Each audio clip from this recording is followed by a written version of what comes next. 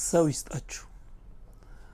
ፈጣሪ ሲወዳችሁ ሊያድናችሁም ሲፈልግ የሚሰጣችሁ ሰው ነው።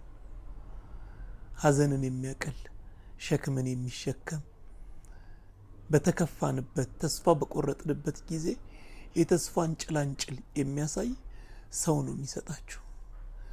የሰው ነገር በቃኝ አትበሉ። ያለ ሰው ሁላችንም ግንጥል ጌጥ ነን። ተደስተን ደግሰን ደስ ብሎን ብንቀመጥ ሰው መጥቶ አብሮን ካልተደሰተ ካልበላ ካልጠጣ ደስታችን ብቻችንን ግንጥል ጌጥ ይሆናል። ብናዝን ብንከፋ ሰው መጥቶ ካላጽናናን አለሁ ካላለን ያለ ሰው ምንም ነን። ፈጣሪ የሚሰጠው ለሰው ልጅ የመጀመሪያውና ትልቁ ስጦታ ሰው ነው። ሰው ይስጣችሁ።